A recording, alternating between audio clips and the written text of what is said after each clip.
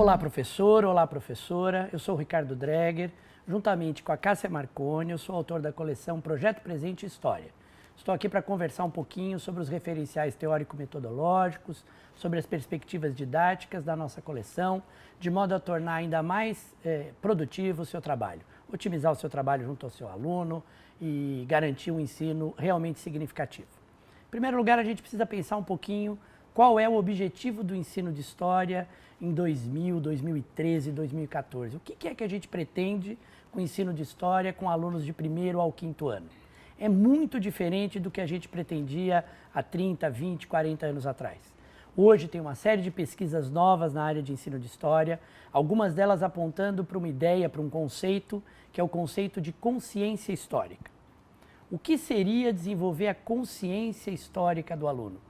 Seria desenvolver ao longo desse processo, do primeiro ao quinto ano, de forma gradual, desenvolver um conjunto de operações mentais que permitissem ao aluno reconstituir as experiências do passado, mas ao mesmo tempo orientar a sua vida prática no presente.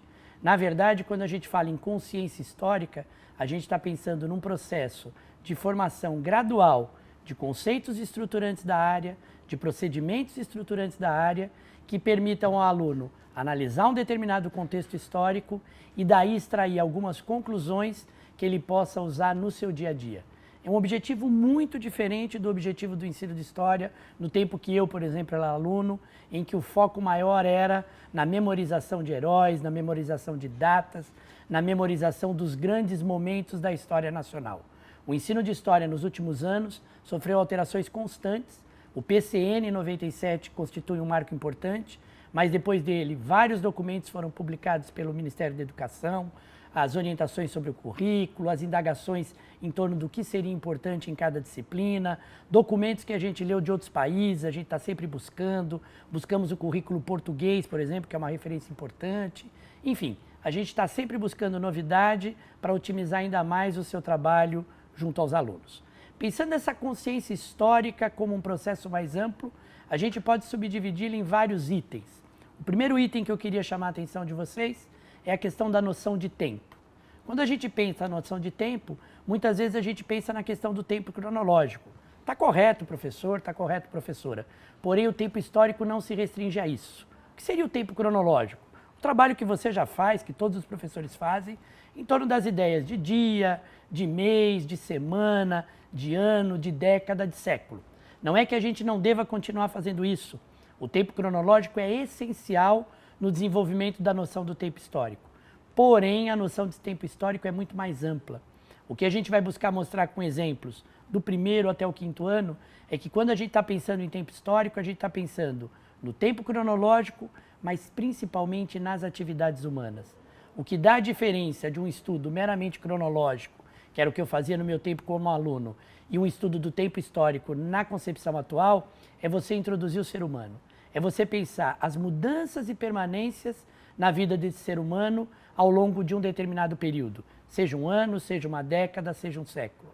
É você pensar na simultaneidade, como que determinados povos estavam vivendo de um jeito em 1500 e num outro local povos viviam de outros jeitos. Então nós temos aí um caso claro entre a diferença entre tempo histórico e tempo cronológico. O tempo cronológico é o mesmo, 1500. O tempo histórico não é o mesmo, porque tempo histórico está ligado a modos de vida. Povos que viviam em continentes diferentes tinham modos de vida diferentes no mesmo tempo. E por fim, uma noção mais complexa ainda, que a gente vai tangenciar, vai começar no primeiro, no segundo e no terceiro ano e vai aprofundar um pouquinho mais no quarto e quinto, que é a noção de processo histórico. O que seria o processo histórico? A gente vai ter exemplos concretos quando entrar em cada ano, mas só para ter uma noção do conceito. Processo histórico seria uma contextualização que fosse além do fato específico. No meu tempo, como aluno, eu lembro bem, isso faz bastante tempo, a gente aprendia a independência do Brasil como um fato isolado. A gente via a independência do Brasil como um fato isolado. Dom Pedro, por motivos que a gente nunca conseguia compreender, nervoso ficou, a gente não imaginava por quê, levantou a espada e gritou: independência ou morte. Hoje, na nova visão de ensino de história, a gente tem a clareza de que explicar esse fato isoladamente não é uma aprendizagem significativa. O aluno pode até decorar. Dom Pedro proclamou a independência em 7 de setembro de 1822 e reproduzir numa atividade. Dom Pedro proclamou a independência em O aluno completa, 7 de setembro de 1822. Mas isso era o que eu fazia. Era uma visão de ensino que a gente considera mecânica e incompleta. Hoje a gente sabe que para o aluno entender na sua complexidade o processo de independência, ele gasta, ele investe, a gente trabalha com ele durante um bom período anterior para contextualizar. A gente quer que ele entenda, por exemplo, por que os portugueses mandavam no Brasil. Que tipo de comando era esse? Que tipo de insatisfação isso gerava? Por que determinados grupos fizeram revoltas? Por que essas revoltas no início não foram positivas, acabaram não conseguindo o objetivo? Por que aos poucos as revoltas foram aumentando? O que o Dom Pedro estava fazendo aqui? O que isso tem a ver com a chegada do Dom João? Por que nesse período as revoltas antecipam ainda mais, se tornam mais intensas? E ao final, entender por que o Brasil ficou independente de Portugal. Veja que nós estamos falando aqui de um processo, de um conjunto de elementos que leva ao desfecho da independência, que é muito diferente de estudar a independência como fato isolado. Essa é a noção de tempo histórico como processo, uma noção mais ampla do que era no meu tempo como estudante. Para que a gente veja tudo isso na prática, vou introduzir mais 2 conceitos que são básicos, essenciais. Em todo o ensino de história a gente fala em fato histórico. Quando eu era aluno, vou dar até uma data aqui, 1972 eu entrei na escola, o que era fato histórico? Descobrimento, a independência, a proclamação da República, a abolição da escravatura, a monarquia, enfim, os fatos básicos da nossa historiografia. A Revolução de 30. Você vai me dizer, professor Dreger, isso não é mais fato histórico? Continua sendo fato histórico. Porém, na nova visão do fato histórico, além desses fatos canônicos, políticos, da história tradicional brasileira, é fato histórico também aquilo que se passa no cotidiano. A gente tem uma abordagem, por exemplo, nos livros dos anos iniciais, da história da criança. Quais são os fatos históricos da vida da criança? Quais são os fatos históricos relacionados à família? O que mudou na organização familiar nos últimos 50, 100 anos? O que mudou na escola nos últimos 50, 100 anos? O que mudou nas localidades? Como era a iluminação, como era o calçamento, como era a questão do esgoto, existia, não existia. Ou seja, novos temas foram incorporados, o que mudou a própria visão de fato histórico. Hoje, se a gente pegar uma definição que está no PCN, nos documentos oficiais e em outros documentos também, fato histórico é visto como ações humanas significativas que causam mudanças ou permanências na vida coletiva. Um fato histórico pode ser de natureza política, mas pode ser também do cotidiano. Quando a gente teve uma mudança, que é clássica no Brasil, deixou de ter turmas separadas, meninos e meninas, e passamos a ter turmas mistas nas escolas, isso foi uma mudança importante na estrutura da escola brasileira. Isso pode ser considerado um fato histórico e é trabalhado como um fato histórico no 2º ano, por exemplo. Se a gente muda a noção de fato histórico, automaticamente a gente muda a noção de sujeito histórico. Vamos retomar. Fato histórico, descobrimento, independência, proclamação da República, abolição. Sujeitos históricos, Pedro Álvares Cabral, Dom Pedro I, Marechal Deodoro da Fonseca, Princesa Isabel. Veja que essa era uma definição em que as coisas encaixavam. Se a gente hoje mudou a definição de fato histórico, automaticamente temos que mudar a definição de sujeito histórico. Sujeito histórico para a gente hoje é sim o governante, é o Dom Pedro, é o Cabral, é a Princesa Isabel, mas é também a criança. A criança é sujeito histórico porque ela participa dos fatos históricos da sua vida. É a professora, se eu estiver estudando a história da escola. Somos todos nós no nosso dia a dia, que fazemos história. Isso é uma visão completamente diferente da visão que eu tive de história como aluno na década de 70. Por que é tão importante falar disso, professor, professora? Porque isso significa uma metodologia totalmente diferente na forma de ensinar história.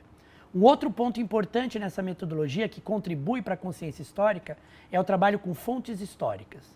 Os historiadores, os pesquisadores do ensino de história, definem 4 tipos de fontes históricas. A fonte escrita, os documentos que são mais comuns, que mais aparecem nos livros didáticos de história. Então nós temos o quê? Uma certidão de nascimento é um documento escrito, uma carta, um artigo de jornal. Porém, hoje a gente procura trabalhar também com outras fontes históricas. Por exemplo, com as fontes históricas visuais. O nosso livro tem uma marca muito grande em todas as disciplinas, mas particularmente no projeto Presente História, em trabalhar com a imagem como fonte histórica. Que imagens seriam estas? Fotografias, pinturas, esculturas, charges, caricaturas, enfim, todo tipo de imagem que possa ser trabalhado em relação a um tema qualquer. Mas nós trabalhamos também com as fontes orais. O que seriam as fontes orais?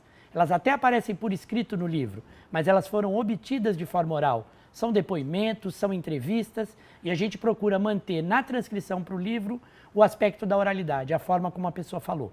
E por fim nós temos as fontes materiais, que seriam os objetos. Tudo que possa representar a história de uma pessoa, de um grupo social ou de um país. Se a gente tiver no campo individual, um ferro de passar antigo, um ferro de passar a brasa, por exemplo, um instrumento de trabalho. Se a gente tiver no campo coletivo, quais eram os trajes que os reis vestiam no período da monarquia? Quais eram os símbolos dessa monarquia? A coroa, o cetro, tudo isso são fontes materiais que podem contribuir para esse estudo. Então nós temos uma marca muito grande na nossa coleção Presente História, que é o trabalho com as fontes históricas em todos os volumes, desde o primeiro até o quinto ano, de forma a aprofundar gradativamente esse trabalho. Por fim, um outro elemento que eu gostaria de chamar a atenção, ainda nesse campo geral, antes de entrar especificamente em cada ano. A gente tem uma outra marca importante no nosso trabalho, que é o trabalho com diferentes interpretações. Isso é muito importante para o historiador. É importante que desde o primeiro ano o aluno perceba que qualquer assunto pode ter mais de uma visão. E as visões não necessariamente uma é certa, outra é errada. Elas têm pontos de vista diferentes com argumentações diferentes. A gente vai procurar mostrar alguns exemplos da seção Diferentes Interpretações. É uma seção que a gente vai um pouquinho mais devagar, a fonte histórica tem uma permanência maior, o Diferentes Interpretações a gente começa aos poucos, no primeiro, no segundo ano, e vai intensificando nos anos seguintes, até chegar no quinto ano, com sessões em que ele debate, por exemplo, o governo Getúlio Vargas. Os pontos positivos do governo Getúlio Vargas, os pontos negativos. E o aluno pode argumentar a favor ou contra, usando o que está no seu material didático. Gostaria agora de chamar a atenção como é feito esse trabalho progressivamente, desde o primeiro até o quinto ano. A gente trabalha por eixo temático. Então, no primeiro ano, qual é o nosso eixo temático? A história da criança. Na realidade, o primeiro ano, é importante lembrar, a obra é interdisciplinar. Nós trabalhamos com História, Geografia e Ciências em torno de eixos comuns, são 4 unidades, como todos os volumes da coleção. Em cada unidade, 2 capítulos de História, 2 de Geografia, 2 de Ciências conversando. Aqui eu quero chamar a atenção especificamente para a parte de História, até porque as autoras de Geografia e Ciências também vão estar falando para vocês sobre esse livro. No caso de História, a gente trabalha que elementos? A história da criança. Portanto, a gente começa com a manhã, tarde e noite. Mas não é só a definição do que é manhã, tarde e noite. Quais são as atividades que as crianças, a nossa criança e outras crianças de outras localidades, fazem em cada período? Será que todas as crianças vivem essa manhã, tarde e noite do mesmo jeito? Em seguida, a gente passa para a semana. O que diferencia a terça-feira do domingo? E eu não estou aqui falando da posição na semana, que isso você pode trabalhar até na matemática. Eu estou falando da atividade humana. Será que a atividade que a criança faz na terça-feira é a mesma do domingo? O que efetivamente diferencia esses dias? Passamos para a linha do tempo da criança, o trabalho que você já faz, que você sabe que é importante e que a gente toma todo um cuidado de orientar. E trabalhamos também com objetos. O que mudou nos objetos ao longo do tempo? Queria chamar a atenção para essa abertura, que você deve estar vendo aí na tela, é a abertura da unidade 1 do livro do primeiro ano. Tempo, Espaço e Vida. O próprio título já diz tudo. Tempo, História, Espaço, Geografia, Vida, Ciência. Como todos os livros do Projeto Presente, o primeiro ano, o segundo, o terceiro, o quarto e o quinto são divididos em 4 unidades. Cada uma dessas unidades, no caso de História, Geografia e Ciências, são compostas por 6 capítulos. Especificamente no primeiro ano, nós temos aí a unidade 1, Tempo, Espaço e Vida. Capítulos 1 e 2 têm um desafio, que é uma seção muito importante, o desafio à vista. O desafio é como marcar a passagem do tempo. Então o aluno está sendo desafiado nesses 2 capítulos a pensar junto com a gente quais são as possibilidades de marcar o tempo. Estou chamando a atenção particularmente para o capítulo 2, em que ele vai observar a linha de tempo, você está vendo aí na sua tela, de um menino chamado Vinícius. Mas não é só observar a linha de tempo, ele tem que refletir sobre os elementos que compõem uma linha de tempo. Está aparecendo agora na sua tela, pela primeira vez, a seção Explorar Fonte Histórica Visual. Lembra que eu falei do trabalho com fonte histórica? Progressivamente, desde o primeiro ano até o quinto ano. Neste caso, qual é a exploração? Ele vai retomar a linha de tempo do Vinícius e perceber quais das fontes históricas, no caso as fotografias, fontes históricas visuais, correspondem a cada um dos fatos históricos da vida do Vinícius. Quando ele aprendeu a andar de skate, quando ele aprendeu a tocar bateria, quando ele participou da festa junina. Tudo isso para que o aluno perceba que a linha de tempo do Vinícius representa um modo de representação da história desse menino, da história de vida, da história pessoal. E a seção que aparece no seu canto direito aí da tela é o Ligando os Pontos. É a seção de sistematização. É o momento em que ele retoma o desafio. Qual era o desafio mesmo? Como marcar a passagem do tempo. E a gente propõe que ele faça uma sistematização produzindo uma linha de tempo da própria vida. E que ele analise essa linha de tempo. Que ele consiga conversar e perceber quais as semelhanças e diferenças em relação à linha de tempo do colega. Segundo ano, professor, professora. Eixo temático, história do cotidiano. Que elementos fazem parte da história do cotidiano? Os brinquedos e as brincadeiras, a organização familiar, as mudanças na escola, os trabalhadores da localidade. Vou colocar como exemplo a unidade 1, brinquedos e brincadeiras. Esta unidade 1 tenta explorar com o aluno um pouquinho o que mudou nos brinquedos e brincadeiras desde 100, 200 anos atrás, qual a diferença entre o brincar da nossa criança, da criança indígena, da criança africana, da criança quilombola. Você está vendo aí na tela a abertura é muito importante, ela tem a seção Primeiros Contatos, é o momento em que o aluno se mobiliza para o conhecer, em que a gente levanta o que ele já sabe e também as hipóteses dele. No caso aí nós temos uma bela abertura em que aparece o quê? As formas de brincar numa certa localidade há cerca de 100 anos. É importante que você trabalhe com o aluno, que você deixe ele falar, que você faça um levantamento de hipóteses, que você faça um levantamento de conhecimentos prévios e, se possível, até registre, para que a gente possa, ao longo do processo, voltar e retomar o que ele já sabia.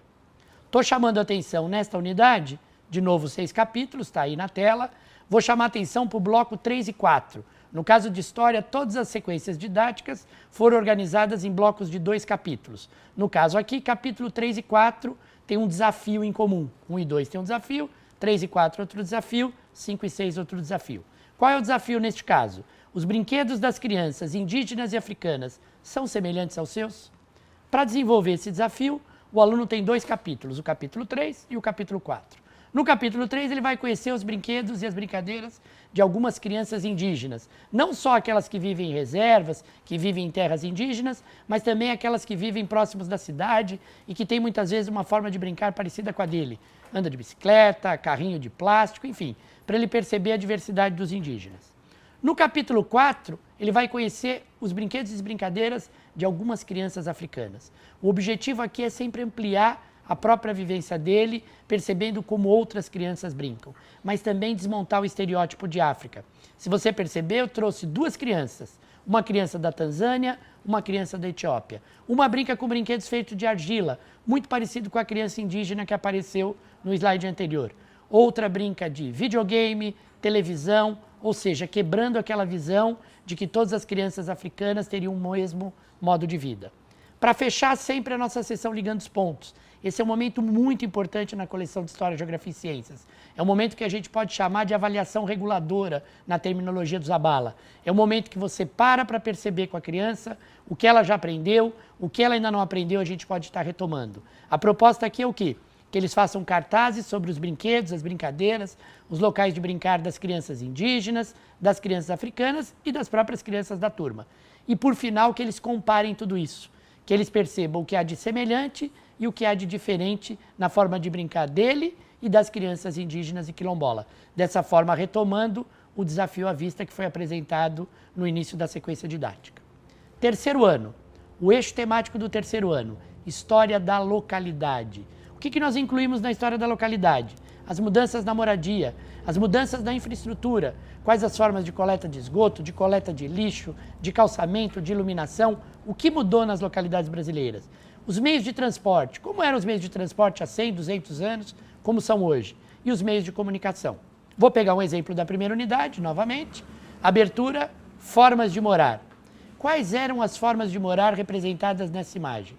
Se você parar um pouquinho com os meninos, você dá um tempo para eles pensarem, você questiona, você faz a mediação, mas nunca dá a resposta pronta. O aluno vai levantar várias possibilidades, coisas que ele já conhece e hipóteses que ele pode levantar. Este é o momento de deixar em aberto, para que ao longo da unidade a gente possa retomar e trazer as respostas.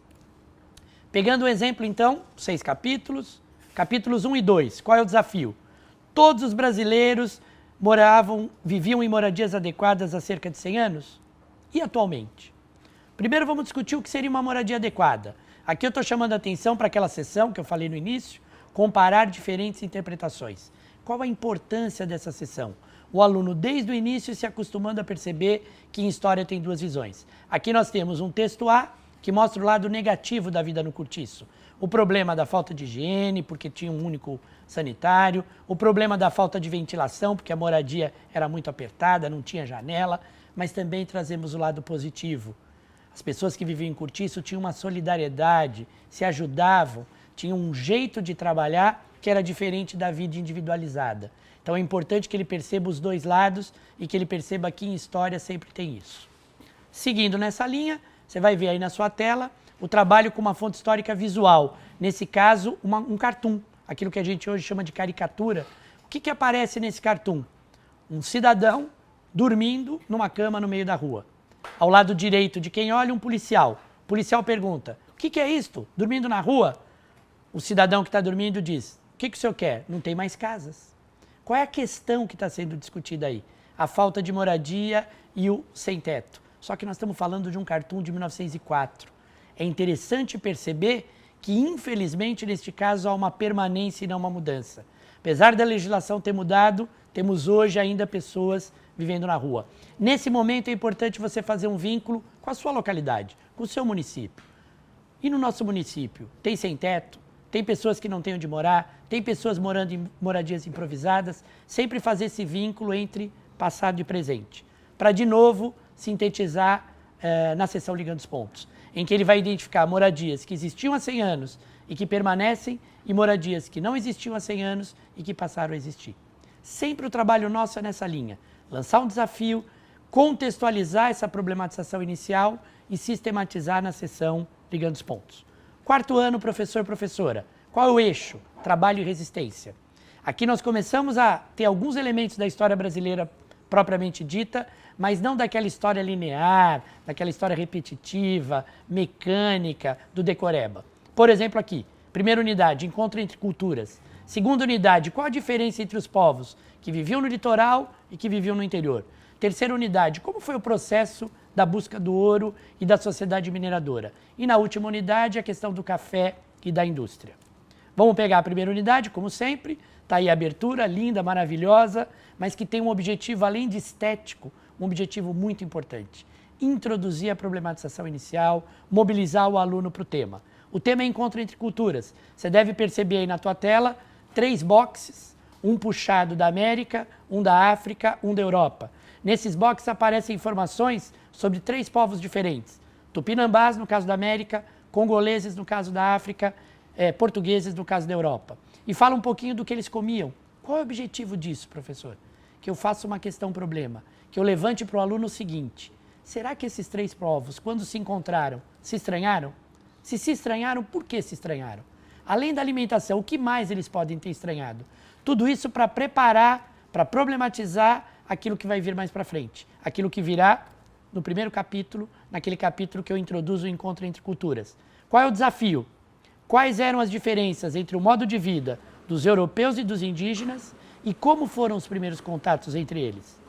Ele vai primeiro conhecer um pouco do modo de vida do europeu. Você veja aí que o texto já é um texto mais denso, já é um texto mais ligado ao informativo. Estamos fazendo uma transição gradual para um texto mais próximo do texto que ele vai ter lá no 6º ano, mas ao mesmo tempo o trabalho com imagem permanece. Temos aí 2 imagens que mostram bem a vestimenta do nobre e a vestimenta do camponês. No 2º capítulo ele vai conhecer o modo de vida do Tupinambá.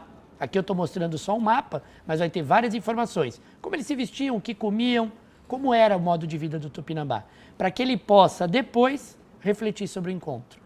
No caso aqui é um trecho da Carta do Caminha, mas veja que teve um contexto antes.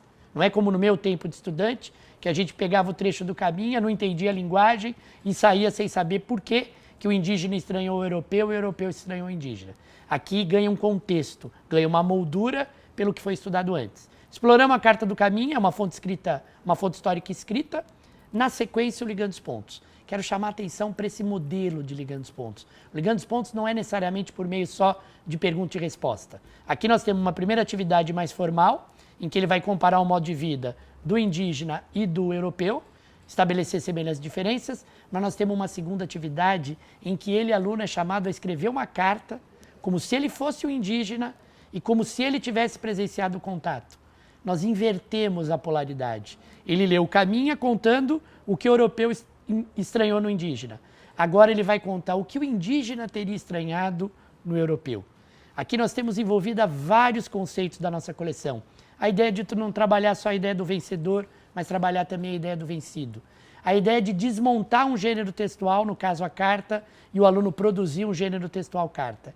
E a ideia de dar substância, de dar significado a um conteúdo que no meu tempo não tinha significado. Por que esses dois povos se estranharam?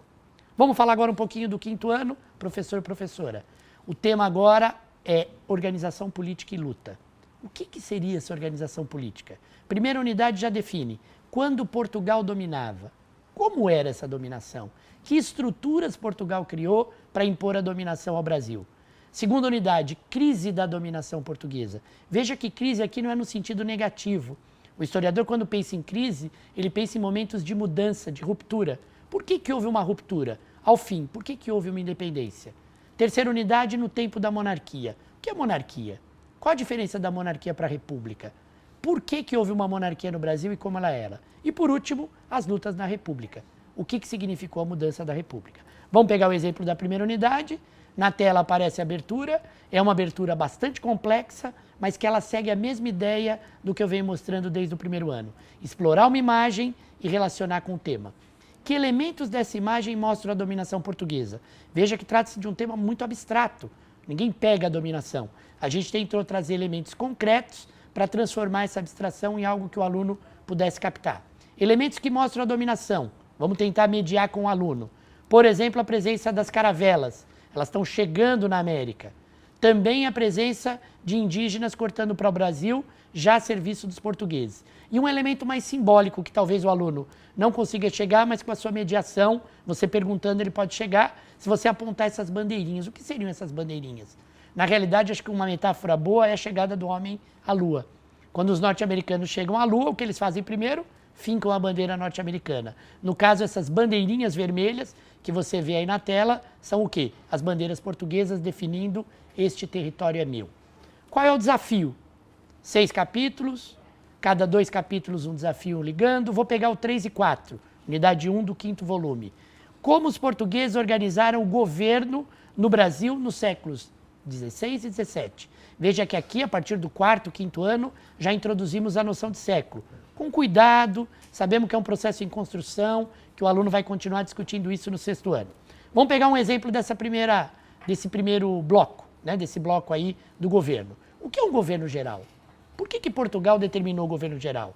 Por que as capitanias hereditárias não deram certo? Veja que eu não quero aqui que o aluno decore o nome dos governadores gerais. Eu nem apresento. Outras coleções ficam focadas em definir o nome, o ano em que o governador geral entrou. No nosso caso, a gente quer que o aluno entenda o que é um governo geral. Por isso tem uma fonte histórica escrita, que é o rei determinando a chegada do primeiro governador geral. Veja esse infográfico, que coisa maravilhosa. Tem muito a ver com a linguagem desse moleque, desse pré-adolescente, dessa pré-adolescente. Nós temos nesse infográfico que aparece aí na tela um conjunto de informações interligadas. Temos o texto verbal, o texto clássico, o texto escrito? Temos. Mas temos imagem, temos linha de tempo, temos boxes, tudo junto num conceito de hipertexto que é muito próximo do que esse menino, essa menina vê hoje na internet. Você vai fazer uma leitura compartilhada de tudo isso, buscando que o aluno perceba o quê? O que era a Câmara de Vereadores no século XVII, no tempo que Portugal dominava, e como ficou a Câmara hoje. Se você olhar para a imagem, rapidamente dá para perceber, a imagem à esquerda de quem olha na tela, uma reunião da Câmara de Vereadores do século XVII, não temos presença de mulheres, não temos presença de afro-brasileiro, não temos presença de pobres. A Câmara se restringia aos homens de posses, aos proprietários de fazendas. Na imagem da direita, uma reunião numa Câmara Municipal qualquer, em um município brasileiro atual. Presença de mulheres, presença de afro-brasileiros, a discussão muito mais aberta. Tudo isso e mais a informação que está em forma de texto, o aluno vai levar em conta para chegar à seguinte conclusão: o que mudou e o que permaneceu no modelo da Câmara de Vereadores.